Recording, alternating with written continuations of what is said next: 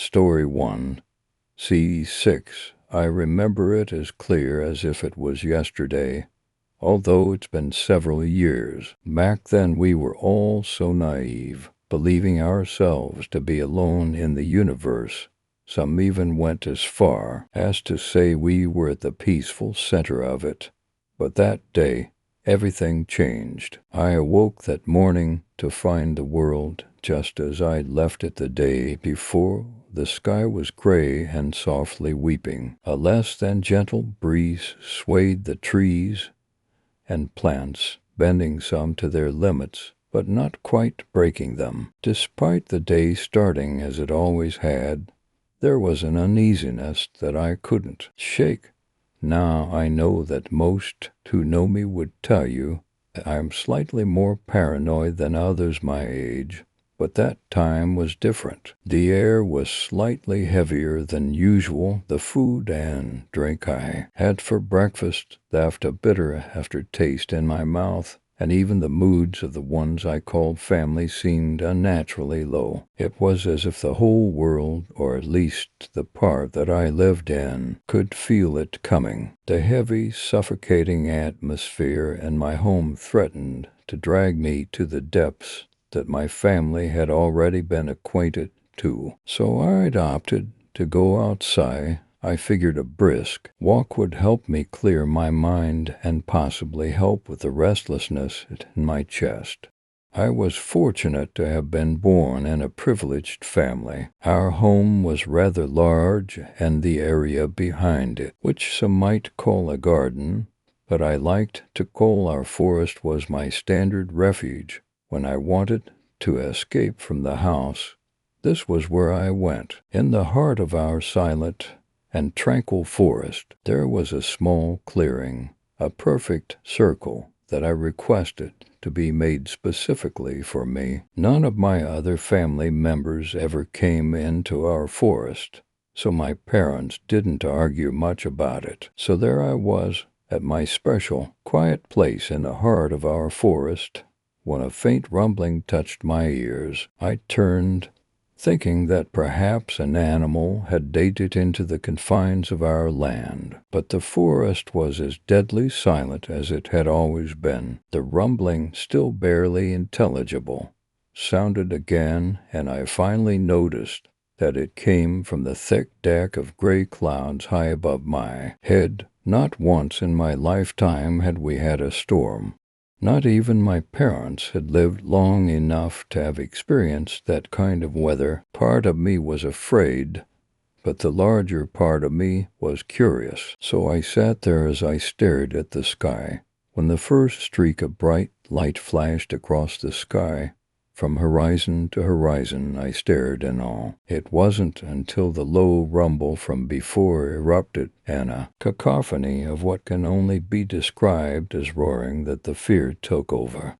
The roar crashed down from the sky and trembled me to my very core. That was when I ran. I ran as fast as I could, being careful not to trip over or slam into any obstacles.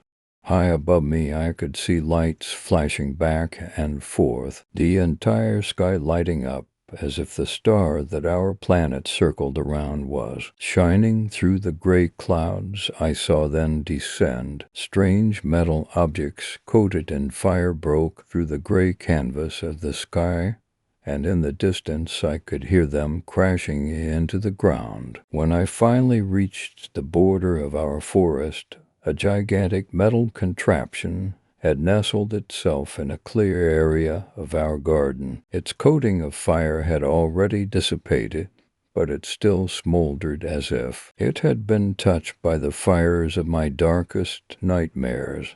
The metal contraption opened on one side, and I remember it walking out. It was the first of them that I had ever seen in my life, and it would surely not be the last. Its eyes, with pupils of a size I'd never seen before, were oddly positioned on what could only have been its head. There were patches of a string-like material on the topmost part of its head, and thin strips of this string lining the upper part of its eyes. Below the eyes was a part I still don't know the name of, but it had a pair of holes similar to our ears, and its ears were strangely protruding from the side of its head. The only thing about its head that seemed normal was its mouth. Assuming the opening at the bottom of the face was its mouth, its front legs had worm-like appendages on the ends, and it only used its hind legs to stand and walk. The first of them walked to my family, who had moved themselves outside out of curiosity, and began producing horrific sounds. Its tones varied from low to high, and the coarseness of it nearly made my ears bleed. I could see my family grab the sides of their heads and scream in agony. The things seemed shocked or startled, and their front legs grabbed something from their backs, pointing whatever it was at my family. As I stood there, half hidden behind the vegetation of our forest, I watched my family slowly go up in flames. Their terrified screeching filled what was left of my ears and saturated me with numbness. The numbness saved my life because it clenched my lungs and stopped me from screaming. It didn't last for very long, but at the time it had felt like an eternity of torture. That was my first encounter with them. This vicious bipedal species has long since taken over our world, and even today their ships still rain from the sky. They build their square homes of wood, stone, and metal, and they eat our plants and our animals. This cruel and unforgivable species that has killed so many of my kin. I will not rest until all of these humans are dead. Story 2. The girl. It felt like the short time after one wakes up from a nap. It feels as if everything is not real, as if you are still not fully awake. I opened my eyes and found myself placed in this scene straight out of a thriller. I found myself standing in the middle of what looked like an alleyway. It felt like the aftermath of a fall storm. I took a breath, but all I felt was the cold, crisp air cutting the inside of my lungs. The sky was an unattractive shade of gray which coincidentally matched the cold, wet pavement. I could see about 50 feet into this, only the rest was covered in a heavy fog. This fog laid so close to the ground that only the top of the building were visible. I looked down and noticed the pavement was cracked in several spots, creating vein-like cavities all through this road. It gave me a sense that this was a forgotten road, that nobody had walked, nonetheless driven, through this road in years. As I looked at my surroundings, I tried to take in all of the details of this scene, but found my senses muted. My eyes saw everything, but my brain could not process the information correctly. I turned my head to the left where an old brick wall stood. The brick was barely visible. Dirt and mold covered most of its surface. I could tell this wall stood tall many years ago, but now it was only the skeleton of a building. The top of the wall was jagged and broken. Time became its worst enemy. There was a large vine coming from the pavement rising against this brick wall, like a big giant claw reclaiming its territory. It was only a matter of time until this mighty wall lost its battle against nature. I slowly shifted my head to the right and saw what was left of an old garage. The metal door was crippled by time and weather. It was bent with the metal framing sticking out in every direction. It reminded me of a homeless animal, sick and hurt. Many years ago this door was white, but the white faded and rust had dimmed its bright glow.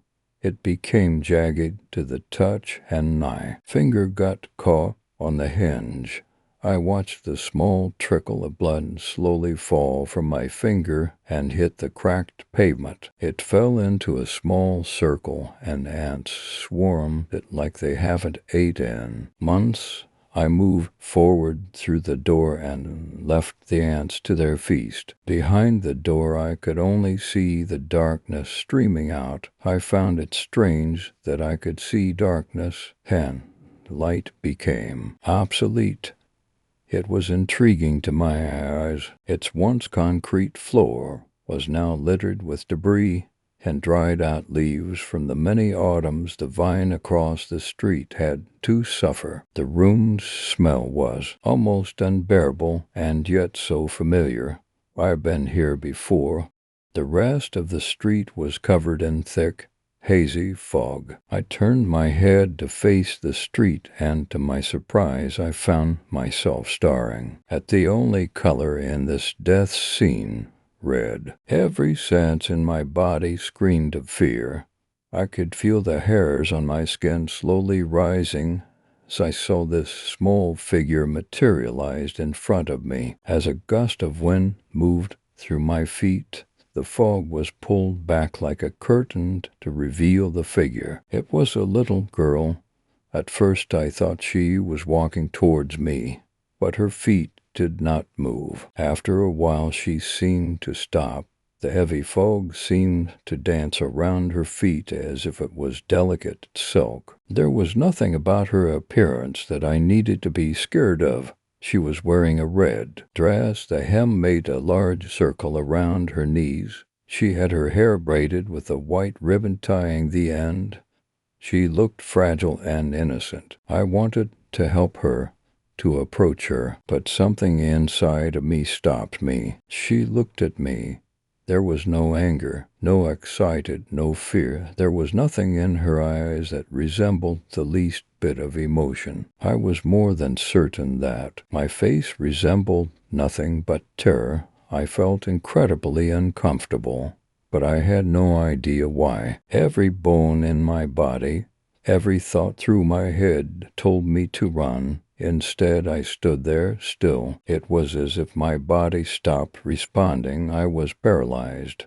I looked at this girl and wondered what she was doing in this way. I began to think she was lost and needed help getting back home. Wherever that might be, I never stopped to think. What was I doing there? I had no recollection of getting there, or why I was there. A moment later my stomach sank, and I realized who she was. This little girl was me when I was 8. This was the alley behind my house. This was my childhood. It took what seemed a lifetime until I managed to feel my legs again. I took a step towards her. She quickly blinked. Next thing I know, she was charging towards me. All I could see was pure concentration, and, for that matter, evil in her face. She opened her mouth as if to scream, but instead she revealed her perfectly sharpened teeth, ready to attack.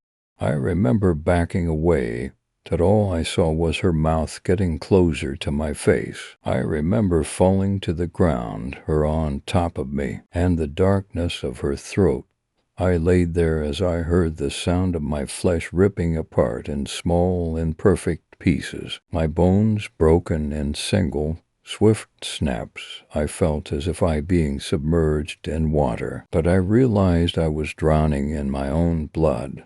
The pain was like a fire roaring in what was left of my body. I closed my eyes, then I woke up. Story 3, The Blooming. Millie, wake up.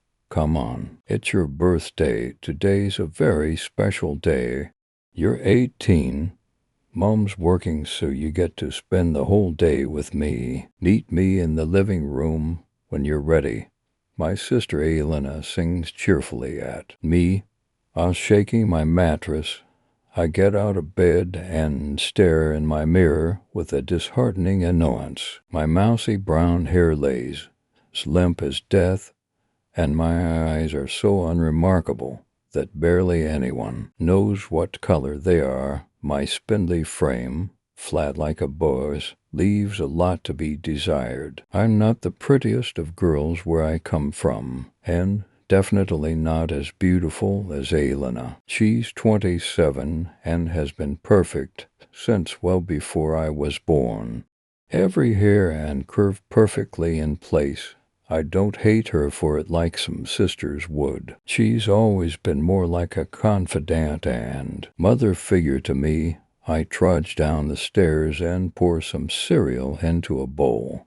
Elena's perched on a chair, her eyes brimming with excitement. She starts, and before I even sit down, "Okay, Millie, what I'm going to tell you may sound strange, but today your life changes completely." Yeah, I know. I interrupt. Today I'm legally an adult. I'm now legally able to be held accountable for all of my decisions, along with the tidal wave of card offers that could suck me into debt. Elena's face gets serious and she cuts me off. "No, well, I mean, yes, but that's not what I'm talking about now. You know the women in our family have always been a little different, right?" I nod in agreement. It's true. The lineage of women we come from were all strikingly beautiful, independent, and strong-willed. I didn't see what the subject had to do with my coming of age, though, she continued. Well, every Valentine's Day after our 18th birthdays, something called the blooming takes place. It sounds weird, but hear me out. You were born on February 13th, so there's not much time to teach you everything. Once again I interrupt her. It's a habit of mine. Elena, what are you talking about? I'm too tired for this right now. Stop being so cryptic and weird. Millie, I'm serious. Damn it. Listen to me. She pounds her fist down on the table in front of me, then smooths out the tablecloth, trying to soften the gesture. Go out tomorrow and find the right man. If you feel one drawing your spirit near, that's the one you want, she went on explaining. In spite of my incredulous expression, meet him for a date and let him take you home. Make sure he lives alone.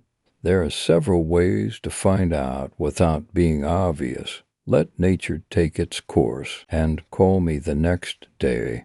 Tell me everything. I say something to her about my first time being special with someone I loved. Yet by this point she has her hands on my shoulders and is looking into my eyes. So I did as she told me. A tall, handsome man caught my eye the next night. I pretended that it was still my birthday. I'm amazed at how easy this is. He seems captivated by everything I say. The lines flow smoothly off of my tongue. My giggles are provocatively placed with perfection. After some slight prodding, I find out that he lives alone, so I let him take me home. Our chemistry continues to build, and as expected, nature took its course. It was 100% new to me, yet my body knew exactly what to do, what I liked and didn't like. Being able to know what his body liked, it was euphoric. I wake up the next day a bit sore but happy. He's still lying there beside me peacefully, his back to me. I snuggle him, and he feels like cold marble against my skin. I roll him over and uncover him, eyes open, no pulse. He looks withered, like a grape left in the hot sun. This hulking man from last night was reduced to such frailty, his skin almost dust-like. A slight smile rests on his thin, mummified lips. Not knowing what else to do, I call Elena in a panic and give her the address. After all, she told me she wanted to hear all about it afterwards. Besides, my sister's the one who told me to do this in the first place. This is her problem now, too. If anyone knows how to help me, It's her. I can't go to my mother with this or call the police. What would I even say? I'd be known as the dead lay girl for the rest of my existence. And that's if I manage to avoid a murder charge. I'm losing it. I can't even look at him. What the hell did this? There's a knock at the door. After checking the peephole and seeing my sister's face, I open it. Elena is smiling widely, completely calm. Tears are streaming down my face in horror.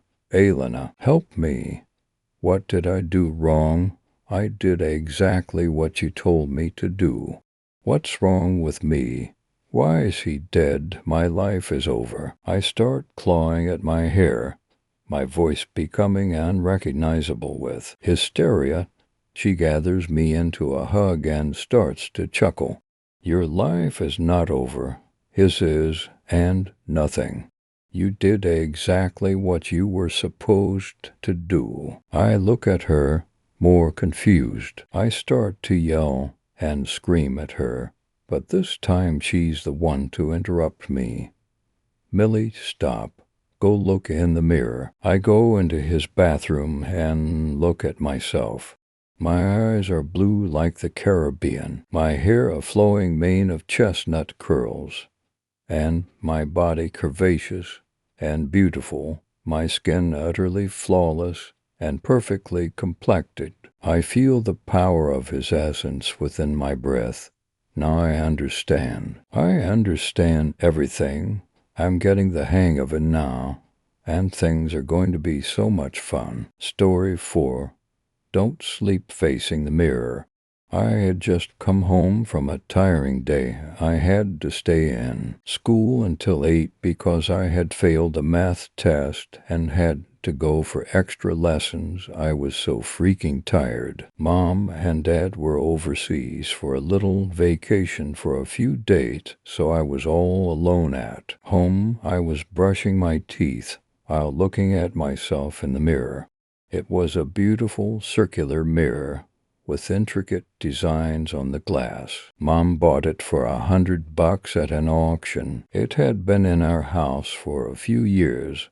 I remembered how as a little kid Mom would tell me an old Chinese superstition. You must never sleep facing a mirror, she warned me, or your soul will go into the mirror and live in it. A part of me dismissed her words as a chunk of nonsense, but another part of me believed her, and hence there were no mirrors in my bedroom. I proceeded to bend down and rinse my mouth.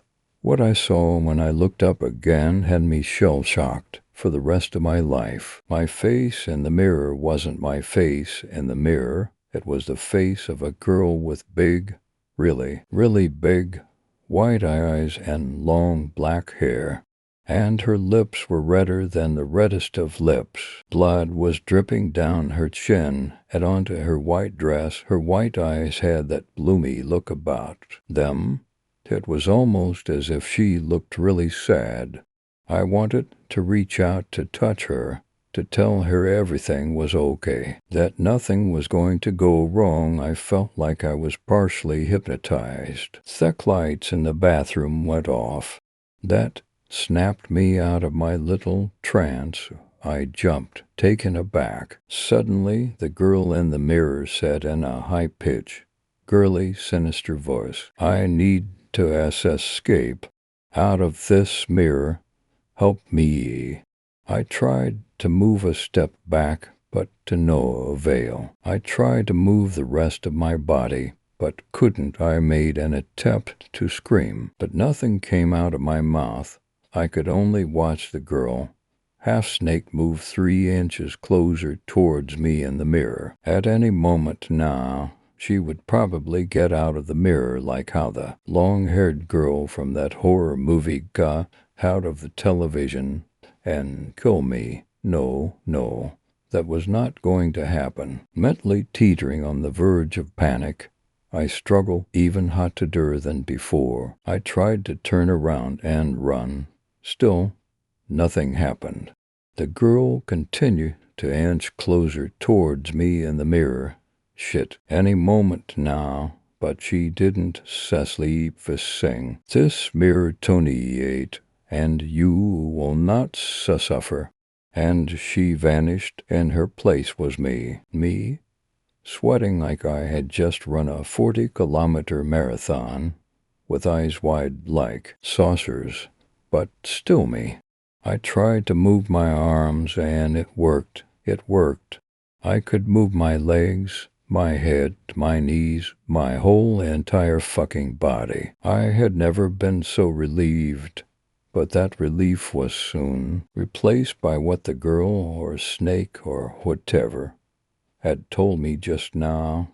No, I wasn't going to sleep facing the mirror tonight. No way. I would rather go to school naked than sleep facing a mirror. I would rather eat shit and sleep facing a fucking mirror. All of that, the girl, the mirror, whatever, was probably a nightmare I had. I looked into the mirror again, seeing my own reflection. I was fully convinced that it was all nothing and rinsed my mouth, changed into my PJs, and went to bed. That was probably the best decision I had ever made in my whole entire fucking life. I woke up the next day to find out I wasn't on my bed. It didn't take me long to find out that I was in a hospital. Bandages were all over my body. Some were even covering the bottom half of my face. Suddenly, the memory of the terrifying nightmare I had during the previous night came flooding back into my head, and I began to wonder what happened after that. Why did I even end up in the hospital? I tried to call out for a nurse, but all that came out of my mouth was a noise which sounded like a chicken was being strangled. A nurse appeared beside me. "Oh, you've woken up," she said in a cheery voice. "I'm sorry, but part of your house was burned down last night. The firemen rescued you just in time. Your mom and dad have booked flight tickets back here. You could have died back there. You know, the police thought that everything else and that part of your house was gone in the fire, but they were wrong. They managed to find a circular mirror which wasn't even burnt in your bathroom. Just about everything else and that part of your house was either badly burnt or gone." My eyes widened. The nurse chuckled. "I know, right? I guess the mirror is a magical one. Ha ha. Anyway, your mom and dad decided they didn't want it anymore because it seemed like the mirror had been giving them bad luck ever since they bought it. According to what I had heard yesterday, they wanted to get rid of it. They were really busy, so they kept forgetting about it until the fire happened. When they found out that the mirror was the only thing in that part of your house that wasn't either badly burnt or reduced to ashes, they were so shocked that they decided to sell it to a friend who was interested in mirrors." She shrugged. "You okay?" I nodded. "Good. I'm going to attend to the other patients. If you need anything, call me." "Okay." She smiled and walked away. So there you go. A creepypasta with a nice ending. Just don't ever go to sleep facing a mirror or else. Story 5. The Depths. A cloth of mist draped over the promenade and enshrouded the red brick lift shaft in front of them. The glossed red doors to the entrance were locked. Vonnie shivered and flung her scarf in over her shoulder. The guy from Blackpool Civic Trust had said 7 o'clock, and it was 20 past. She felt Jez's glare almost melt the side of her face. "This was your chuffing idea. I shouldn't be exposed to weather like this. Blackpool prom in February. Damp castles I can handle. But I can't feel my bloomin' feet, Von." He blew into his cupped hands and stamped his feet theatrically. "He'll be here. Stop moaning." She wondered where the Civic Trust guy was. He had seemed keen for slightly haunted to feature the cabin lift. He had contacted them. He would turn up surely. A burst of music came from Vonnie's bag. As she grabbed for her phone, she saw a man in a white shirt approach from across the road. Just a text. "I'll get it later. He's here now." Jez was holding his mobile.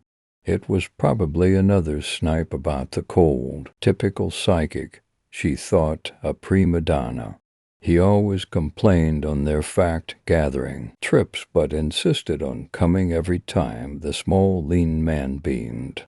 "Hello there. I'm Edward. Pleased to meet you. If you'd like to follow me, I'll take you down now." Edward rooted round in his sack-like pockets and pulled out a huge bunch of clanging keys. Jez tutted and rolled his eyes. "In your own time.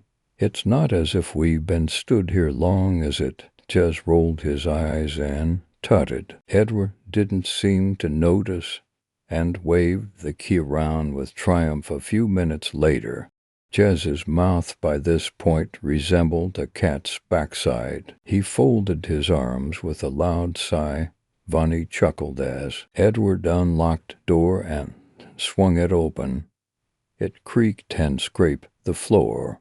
Jez lagged behind as they entered the windowless corridor. It wasn't completely dark outside yet. The surrounding mist made Vonnie feel wrapped in cotton wool. It was a relief to step into the echoing entrance. Ahead stood the lift door, vintage but in pristine condition. Jez shifted his weight between his feet and held back as Edward ushered them into the open mouth of the lift. "So, who was it that designed this place?" She smirked at Edward. "It was a gentleman called John Charles Robinson," he replied. "It was built in 1930. As you can see, it's designed to carry folk down Bispham Cliffs to the lower promenade. It's not used anymore. Shame, really." He slid the concertina lift door shut with a clatter. Inside, the light glowed amber. Vonnie made a mental note of the architect's name. Edward leaned past Jez, who took a step backwards. He pressed a button, and the squealing of old mechanisms began as they journeyed slowly down. Yes, he designed quite a few of the Art Deco buildings in Blackpool. Bispham Library, Stanley Park Cafe, amongst others. This is his least known work. He carried on. He was and still is a much undervalued artist. Vonnie hoped this architect wasn't so undervalued that he wasn't on Google. It did seem creepy enough in here, though, so the night vision cameras would have the desired effect if she could make sure there were no light in the lift. Could the lights be turned off with the lift still running? Jez jumped in with the question before she could ask. Edward turned slowly to the lift controls and smiled mischievously. "Of course," he said. The lift went black. Vonnie felt her stomach suddenly rise to her throat as the lift dropped. A shriek came from the lift mechanisms above. Her fingers pressed against the icy metal box around her as she grasped for purchase. It sped up. Faster and faster they plummeted. "No help stop." Jez screamed. On and on they plunged. Then it stopped. Vonnie crashed to the floor and felt Jez land on her leg. "You lunatic, what are you doing?" he screeched at Edward. "Put the lights on, Edward, please," Vonnie said, her voice wavering. There was no response. Jez pulled Vonnie's arm and clung to her. The sound of the waves smashing against the sea wall grew closer. The sea grew louder. Vonnie felt the box begin to sway as if engulfed in the tide. The acoustics inside the metal casing sounded hollow, as if they were submerged. Jez shrieked and threw himself around the metal box, hammering the walls with his fists.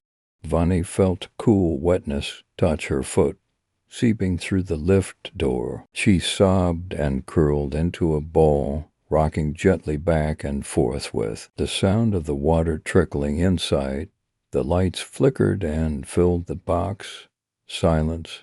Bonnie looked at the bone-dry floor and stood up quickly. She scanned around, then looked at Jess's puffy red face. They were alone. Jess whimpered and began to wail. Bonnie yanked the lift door open and ran through the dark tunnel to the door. Jess clung limpet-like to her arm. They crashed through the wooden doors back outside to the lower promenade. For a few long seconds they stood under the cool moonlight and stared at the tide far in the horizon. Beyond the damp, empty beach, a screeching gull broke the silence. Without looking back, they ran to their hotel. Jess and Vonnie sat opposite each other in the hotel bar. Neither could make eye contact. Jess held his brandy glass so tightly his knuckles blanched. It was a clever trick, hilarious while they got us good and proper.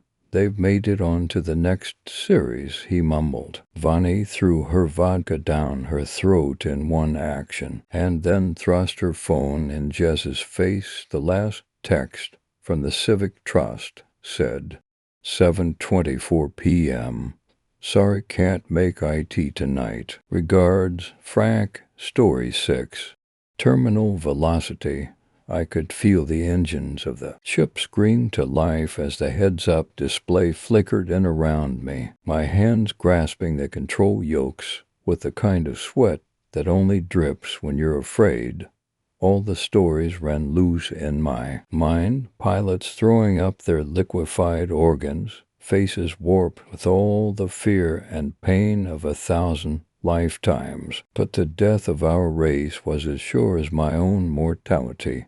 This was my moment, glory or death.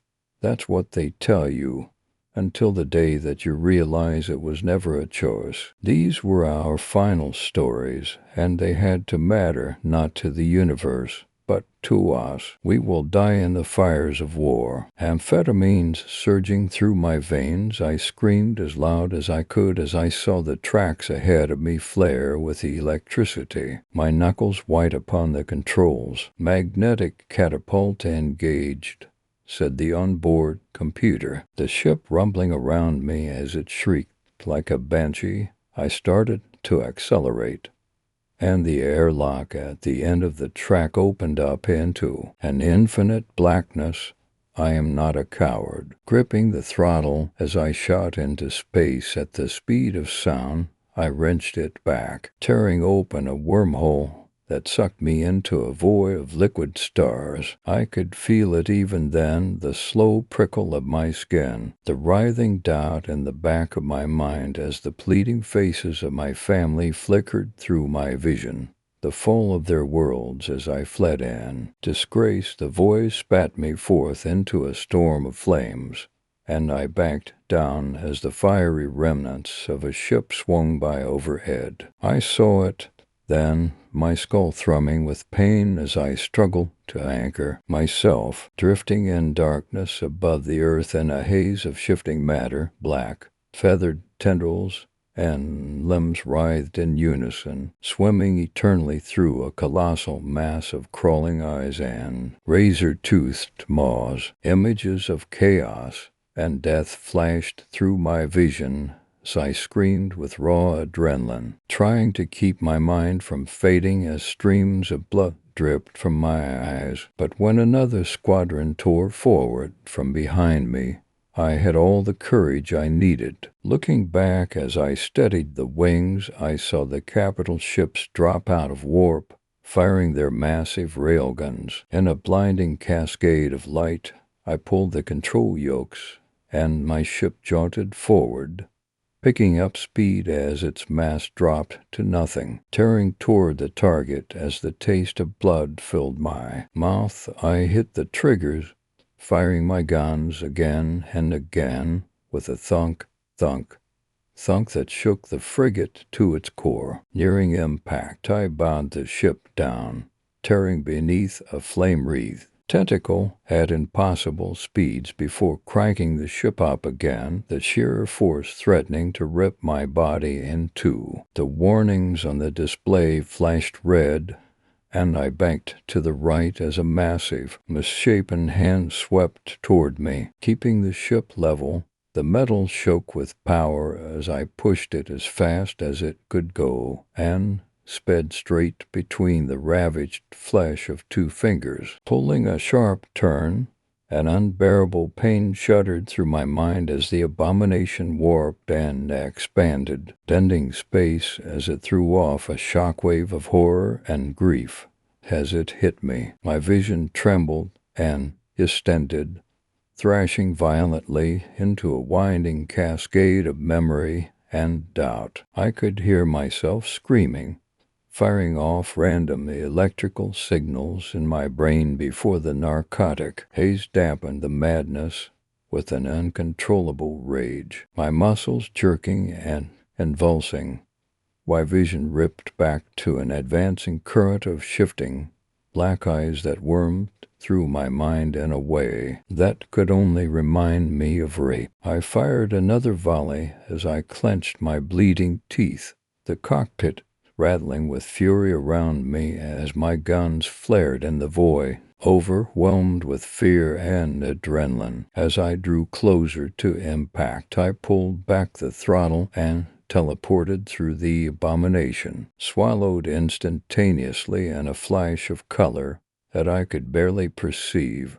Its flesh transcended the material world. I could feel it howling within me, screeching in a sickening, otherworldly chaos that needled my skin and flooded my mind with the maddened gibbering of primeval languages. All at once the void parted, and I shot forward into the blackness of space, blood trickling from my mouth as I sped between the rows of capital artillery that cracked like thunder around me. Lost in a haze of confusion and nausea, I felt the sickening lumps of my dissolved intestines wrench up through my throat, and my vomit smacked against the window in a splatter of blood. My hands slipped from the controls, and the ship began to waver, my consciousness lost between broken hallucinations and the sight of a frigate losing control ahead of me, mindlessly shearing through space. It rammed into a capital ship at my side,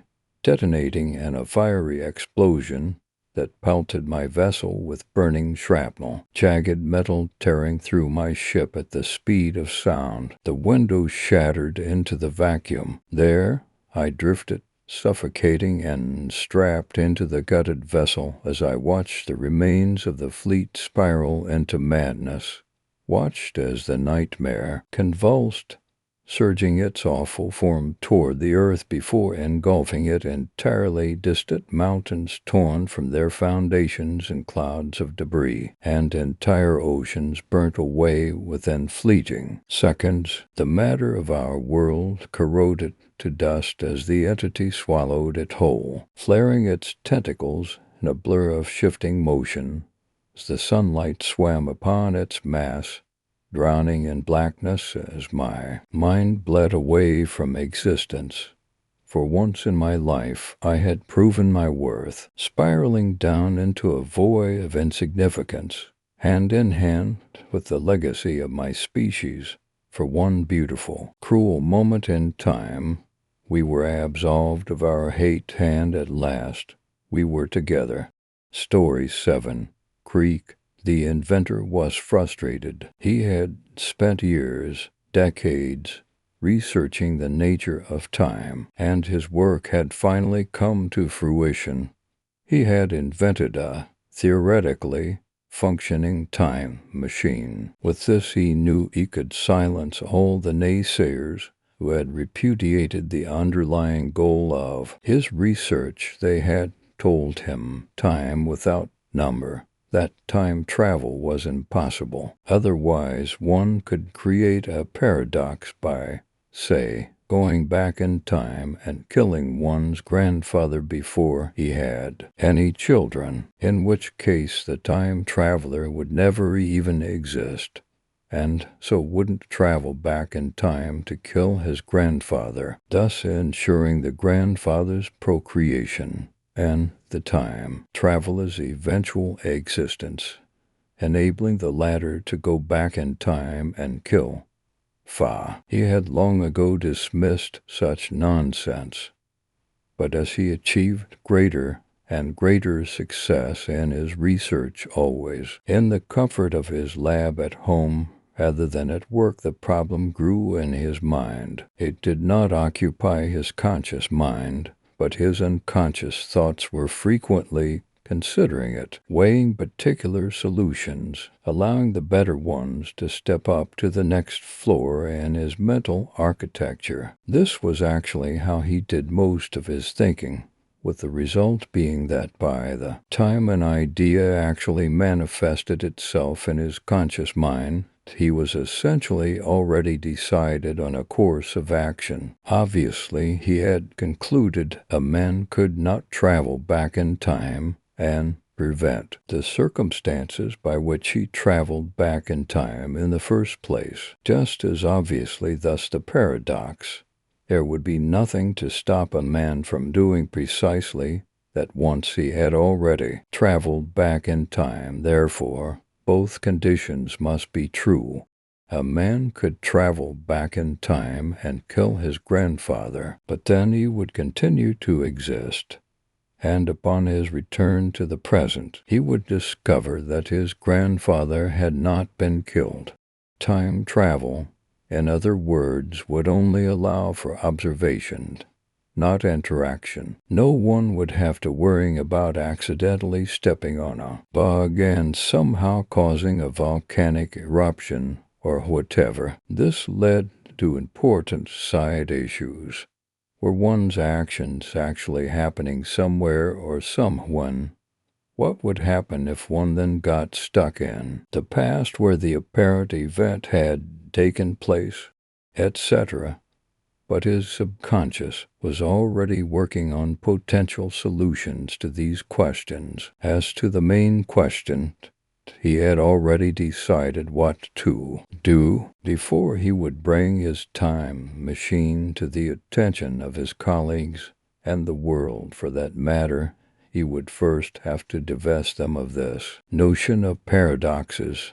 To this end, he would travel back in time, perform an action that could not have happened, and then return to the present. He would do this with other people so they could verify that he had, in fact, done the impossible act in the past without endangering the present in any way. First, though, he would have to do it alone in order to have empirical verification of a sort in hand before approaching his colleagues. He did not want to kill his grandfather, and was certain his explanation would not be believable if he got stuck 80 years in the past. So instead, he would travel 5 years into the past and kill himself.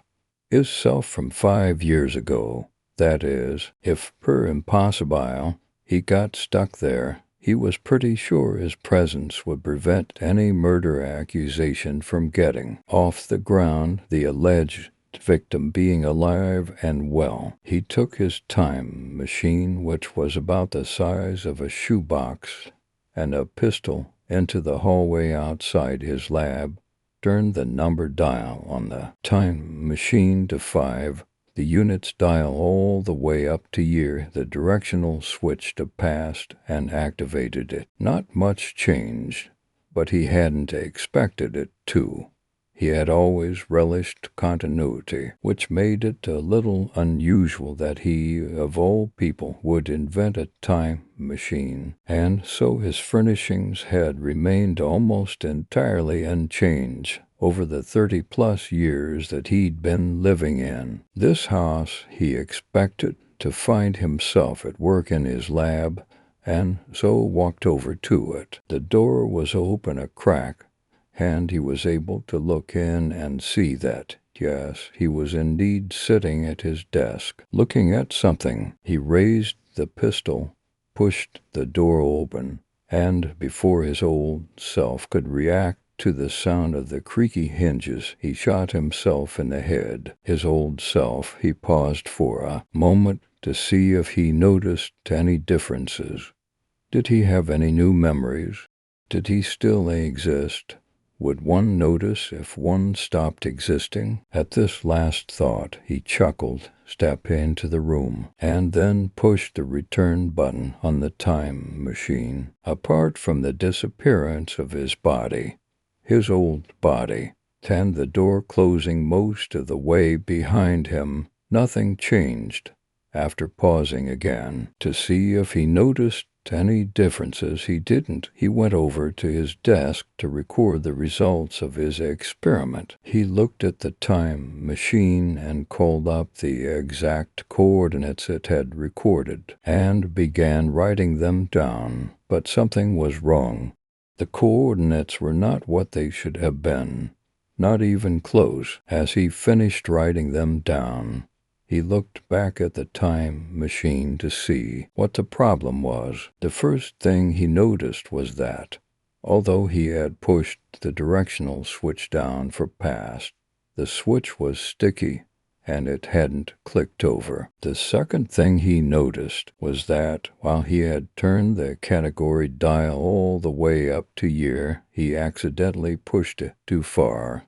And since the dial had no stopper, it reset to the smallest unit. He hadn't traveled 5 years into the past. He had traveled 5 minutes into the future.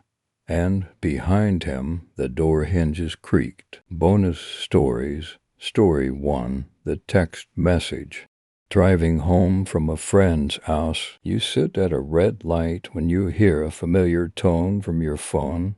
Sitting in the passenger seat, a text message, probably from your friend. You always leave things at their homes. Being a responsible driver, and the light still red, you open the message and wait for a moment for the image to load. Suddenly a photo pops into view, red, obscured, strange contrast, and no text accompanying it. But the light is green. So you close your phone and go back to driving, wondering vaguely what that was and who would have sent you it. Perhaps someone accidentally took a picture of the inside of their bag or pocket and sent it to you. You're still caught wondering as you pull up to the next light, also red, and another little tone from your phone. You flip it open, hoping for an apology from a friend, but find yourself waiting as another photo loads on the screen. This one, still mostly red, but textured now with scraps of blue, yet still indiscernible. This time, it takes an impatient honk from behind you before you realize you can pass through the light and be on your way home. Closing the phone and continue on your way. You sit uncomfortable now as the tone rings again at yet another stop signal. You pause, hesitate, and then open the phone. The picture now is suddenly much more clear. That scrap of blue seems to be the ragged edge of a bit of denim, half blood-soaked, and laying across a pile of entrails torn straight through the back of a human torso. You can only see from the bottom of the shoulder blade to the tops of the thighs, but it's unmistakably human. Blue-white spinal bones smeared in blood, tubes of intestine trailing out between ragged-looking spinal tissue and going out of the frame of the picture. You choke back a throat full of bile and throw the phone back into the passenger's seat, happy to be on your way again, and dreading the knowledge that you won't be able to not look as you hear that tone again. There is some relief as you realize there are no more stoplights before you reach your home. But as you pull up to that red stop sign, the bottom of your stomach drops out and you feel a cold sweat build on the back of your neck. You have already picked up the phone, even before that telltale little tone has told you there is a message. The cell vibrates in your hand as you flip it open, your mind gone on autopilot, driving home with your eyes on the screen as the newest photo loads. Intestines piled almost artistically to the side of the body, scalp ripped free, and no hair discernible, and that sickening contrast of darkening red on blue. For some reason, you expected that, even as you taste bile on the back of your tongue, it's not as close or obscured. Flesh torn apart by God knows what means torn denim, and blood soaked so far into the threadbare fabric of a hand-me-down couch, the one you have in your living room. You pull your car into park, hands shaking as you make your way up to your front door. You can't stop yourself now. Your body's just doing as it normally would.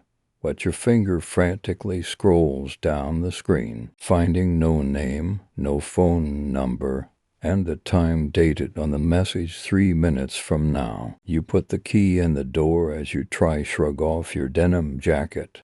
Story 2. The Mirror Box. Though written about in fiction occasionally, the mirror box is quite an old invention. Being inside of one can be enlightening or traumatizing for the witness who bears its burden. The procedure simple, though finding and preparing the materials required might take some time. The materials to construct the box are 6 square metal sheets, slightly taller than the witness. The length should never exceed the height of a witness with raised hands. One of them should be larger and the rest by at least the thickness of the sheets themselves. The material should preferably be made of graphite or lead alloy for the most prominent effect. Story 3. No body, no crime. A cheery holiday tale. The neighborhood always was a tight-knit community. The gatehouse kept out all the wrong people, and the rotation of retiree guards provided a second filter for the riffraff. Most homes went for over $500,000, but a few sold in the $250,000 range. All of those, they were in the back, all on one cul-de-sac. They all used the community pool. It came as a bit of a scandal then, when it wasn't one of those houses that went into foreclosure. It came as a bit of a scandal then, when it wasn't one of those houses that had the owners go missing. They vanished. They didn't just disappear into thin air, though. Oh, no, that would have been preferred. They let the grass go. First, neighborhood association letters and fines and summons piled up. It was quite scandalous when they actually lit a little fire in their driveway, burning all the notices. In a further act of defiance, they stopped taking their trash to the curb. So it was a relief when the young family of 3 who lived there just left all their possessions except a suitcase each and one of their cars. Poof, gone. Internet money, the whispers went. They never really belonged here at all, people said. I heard they found their minivan in long-term parking at the airport. They claimed. That part was true. They did, and nothing else. Meanwhile, the bank foreclosed. The yard was tented to by the neighborhood association. The house went on the market. More new money moved in, but they seemed a respectable sort, so they were welcomed to Mallard Street. As it happened, they settled in right around Halloween, just in time for the kids to trick-or-treat and the parents to mingle at a couple of parties. The first time the Jones met the Emersons, right next door, everyone was enjoying drinks, hilarious costumes, and the most delicious barbecue ever tasted, served from what was probably the largest, most complex smoker anyone had ever seen. The Jones family were the newcomers, and they raved about the dinner and hospitality, and Mr. Jones asked about the smoker. James Emerson, proprietor of the region's largest packing house, explained that he competed in barbecue cook-offs for fun, and he nicknamed his smoker the Long Pig. He liked to share his talents with friends, family, and neighbors at all major holidays and excuses to throw a party.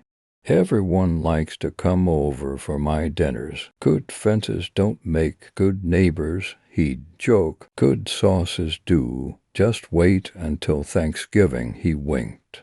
We won't be doing turkey. I have something special planned. Everyone got on famously. Thanksgiving arrived. The Emersons invited all of Mallard Street and quite a few folks from other places in the gated community, but no one from that cul-de-sac for a Black Friday night party. The smoker could be smelled all the way up at the guard shack starting Wednesday night. As promised, the barbecue was amazing. Mr. Emerson had saved the youngest, tenderest of quality meats for the holiday season. "What are you thankful for?" Mr. Jones asked as he enjoyed a plate, savoring each bite because he took the last available serving. "New, respectable neighbors," Mr. Emerson responded, stealing a glance at his wife and seeing her smirk where the Jones family couldn't see. "I'm incredibly thankful that we've run out of the terrible ones. Now that the freezer is empty, dear, I think we'll switch to beef for the Christmas party," Mrs. Emerson commented offhandedly. Everyone chatted and dined as the Long Pig ticked and popped, cooling in the November chill. Story 4. Territorial. For as far back as I can remember, London has always been my city. Yes, it's changed over the years, but it's still the city I know, and it's still mine. I love London, and I will never leave. One typical cold, cloudy London night, I walked along the south bank of the River Thames. I was walking with no purpose, just at a loose end, walking to walk. My mind was deep in thought on how much this city has changed. I looked, marveling at the Tower of London, whose brick towers, turrets, and mortar are so wonderfully drenched in the blood of such beautifully brutal history. To my frustration, my thoughts were interrupted by a loud, shrilly scream coming from the river's edge. Upon looking over the rain, I saw a man 12 feet below on the stony, muddy bank. He was somewhat tall, about 6'1", dressed in a rather smart gray suit. The man was shrieking in terror, crying for the figure 6 yards before him to leave him alone. The weird figure was a mystery to me, about 6, wearing old Celtic robes which surrounded its face, or what I imagined would be its face. It had broad arms, and had a thumb and 2 fingers on what I assumed to be hands. Its robe lined the river bank around it. From the way it moved, it seemed it had legs too. The figure loud and violently hissed at the man before him in ancient Gaelic. I only managed to catch one word: domain. "Excuse me," I called down to the figure, now only standing 3 feet from his victim. "Would you mind repeating that in English, please? I don't think the man understands." The foul beast then roared with clear translation, "This man is in my domain. This has always been my domain. To trespass is to know death." The figure locked eyes at his trespasser and resumed its advance. I was angered by the beast's words and decided to speak up at a more unforgiving tone. "Your domain? Well, I should tell you, foul creature." The creature spun from his victim and hurried towards me, his face shadowed by his cloak. I could feel the hint of terror in its eyes as I leapt from my place, met it nose to darkness, and tipped my hat back to meet his gaze. In a blunt voice I spoke. "It is you who trespasses on another's domain, and this will not be tolerated.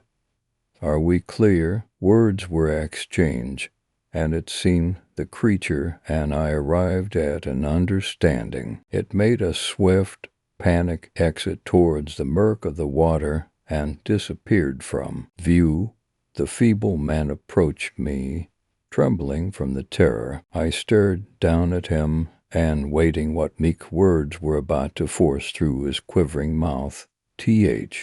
"Thank you, sir," he sheepishly bleated. I nodded and readjusted my hat. That poor man, he should have left it be. He made the mistake of asking, "Did you save me, B? Because you're a demon hunter?" "No," I barked as I slashed his face with my claws. "I did it because I, like that creature, am very territorial." The man screamed and ran, his pathetic face in ribbons, as I leapt back to my path to continue my stroll. As again I walk along the dull flow of the Thames, I began to question whether the people of London remember me. I concluded that it was perhaps time to again make London aware of my presence, and let them once again fear the name. Spring-heeled Jack, Story 5, News of a Murder. It is so dark in here, so dreadfully dark. I have come to hate this darkness, for it comes much too frequently. My body is still, as if numb. The motion I can sense as I am being carried away is quick-paced and very rough. Where I am is unknown, but I do know that I am surrounded by a wall of almost fabric. Like linings, my imprisoned state is positioned ever so close to this man's heart. I can feel its sickly thumps as my bearer strides so vigorously. His breath comes in impulsive, distorted inhales as he sucks for the God-given right to stay alive. I pity him, for it is he who depends on me to do the task at hand. I have become a tool in giving reality to his twisted fantasies. I suppose we must rely on each other, for it is I who fulfills the wishes of the scandalous, and he brings meaning and purpose to my creative design. But now the moment has come, the moment I have relived time and time again in the hands of this cruel-minded gentleman. His motion ceases, but his heart rate increases. He reaches into his coat pocket and unsheaths me from my hiding place. Free from the burdens of my senseless cell, I can now feel the sting of the cold night breeze. My metallic body gleams in the pale light of the overhead moon as it casts its annoying rays upon the earthly neighbors below. All else maintains the pitch black that mortal men have come to fear, the uncertainty that waits behind the veil of their blinded eyes. Footsteps now echo down this lonely path. Little does this person know they have just entered a game of hide-and-go-seek in which the loser meets a painful end. My cohort and I have fiendishly placed ourselves behind this unforgiving wall. It seems our victim has been deemed the unknowing seeker. The sound of this person's presence draws more near to where my master stands, who is still clutching me within his firm grasp. Before I could even brace myself for impact, out sprang the villain with sinister precision of his killing blow. I met the fair lady's soft and fleshy chest. I could tell it was a woman because of the shrill, feminine scream that managed to escape her tightening throat. My steel-pointed end tore through her oh so easily. I merely slipped right in between her blockade of muscle, tissue, and bone. All came to a stop. I could recognize where I was now. I was buried inside the now split-open heart of the unlucky maiden. I could feel the frantic beats as blood attempted to flee the shattering impact I had made. Such a beautiful muscle, trying so hard to squeeze out every bit of life it could. I swear I can almost hear it praying to the heavens above before it stopped beating completely. When the deed was done and my purpose served, I was drawn back from her chest, and I watched as blood spilled down her magnificent left breast. Down she fell towards the ground, unable to live yet unable to die, caught between this world and the hell that awaited her. I did not know whether I should be in despair for her, seeing as now her fluids coat my razor's edge. With a handkerchief I am wiped and stripped clean of her meaninglessly stewed insides. Back into the pocket I go, and off we walk, the murderer and me, the killer and his knife that have taken yet another worthless life. Story 6. Outside the window. I was 19 years old and still living at home. My dog Cooper, a pit bull, always slept with me. He would never wake up at night, let alone bark or whine. This is one of the reasons I was so unnerved when I was awoken around 3 a.m. one dark night. When I was awake enough to know what was happening, I noticed that Cooper was standing over me. All the fur on his back was standing on end, and he was making a noise that I had never heard him make before. It sounded like a mix between a growl and a cry. I was more worried about him than about what had frightened him at that point. That is, until I noticed what he was looking at. Cooper was staring straight at the window right next to my bed. He had such anger and fear in his eyes. I didn't even know such emotion could be displayed by a dog's eyes. As soon as I looked at the window, Cooper turned around and sprinted out of my room. I sat completely still for a minute before I gained the courage to look at the window again. I slowly turned my head towards the window. The dread began to gather, but I knew I had to. I finally turned my head the last couple inches and forced my eyes to look, but I didn't see anything. But I definitely heard something. I sat completely still in my bed, suppressing the childish urge to cover my face with blankets and hope whatever was out there went away. But my curiosity held me in my place. I had to know. Suddenly I heard heavy and slow footsteps outside my window. The rocks outside made them sound too loud and to close. The footsteps were too heavy to belong to any animal that might be innocently scurrying past my window. They were most definitely human or human-like. Completely still, I sat and waited. The footsteps stopped for a few seconds, and then they seemed to go back the way they came from. That just happened to be towards the back door of my house. A sound from outside my room in the hall drew my attention away from the window. It sounded like Cooper running down the hall. Before I could react, the back door opened and closed. Someone had let Cooper out. My legs seemed to know what to do before I did. I was in the hall and at the back door in seconds. I just stood there with my hand hovering above the doorknob for what seemed like minutes. Paralyzing fear was preventing me from actually turning the knob. But I knew Cooper was out there and I needed to save him from whatever was there. With that thought, I turned the knob and threw the door open. I don't know what I was expecting, but complete and utter silence was not it. The countryside is usually much more lively at night with crickets and all. As for lighting, there wasn't any. I took one hesitant step out of the doorway. That was when I heard it. It was the same noise I had heard Cooper make earlier. I felt a hand on my shoulder and whipped around. It was my father, wondering what on earth I was doing and telling me to get inside. I frantically tried to explain that Cooper was out there with something that walked past my window a few minutes before. My father looked at me like I was insane. Apparently Cooper was sleeping on his bed.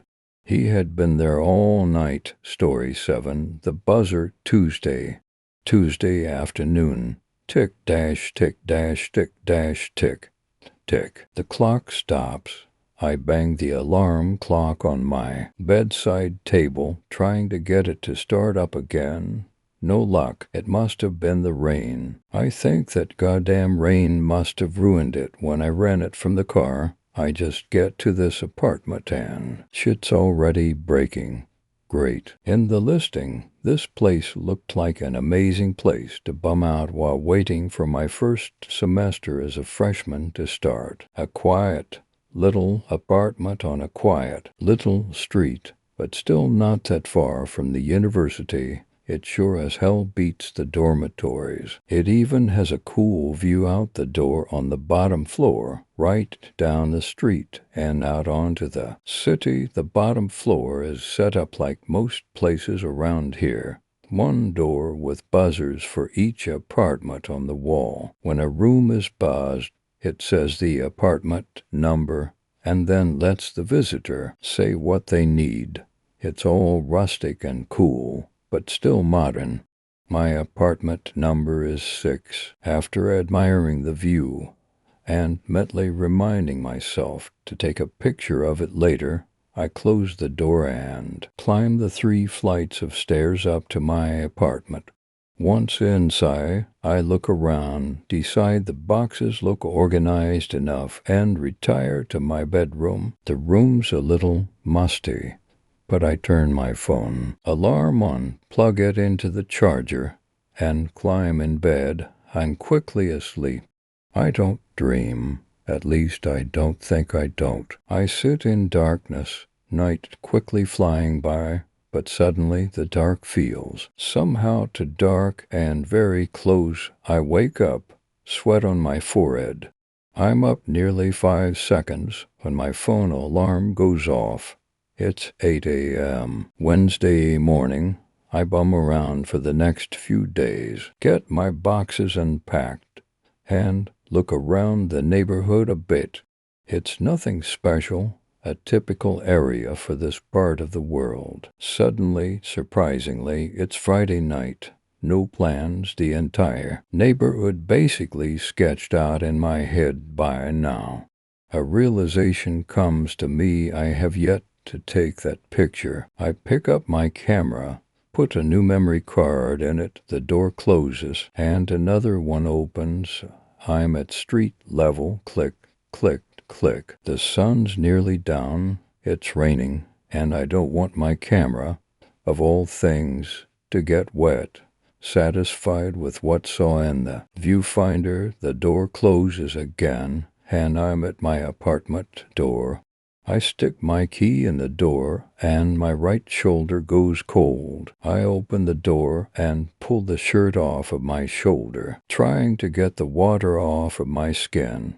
But I notice it's dry, odd, I think, but shrug it off and go to my computer. I plug my camera on, leave it to sync, and go to bed. Lights off, eyes closed. A noise wakes me up. The alarm on my alarm clock is going off, not my phone. I impulsively smack it, and it immediately goes dead. My room is dark, darker than it should be. I get up and walk into the living room. Half conscious, I notice my camera's sensing is done. I walk over there and start scrolling through the pictures. The third one catches my eye. There's a dark figure there, one not there in the others. Abruptly, my apartment gets buzzed. Not once, not twice, but 3 times, over and over. Groups of 3. The automated voice announces 666 66 666 666. The room goes cold.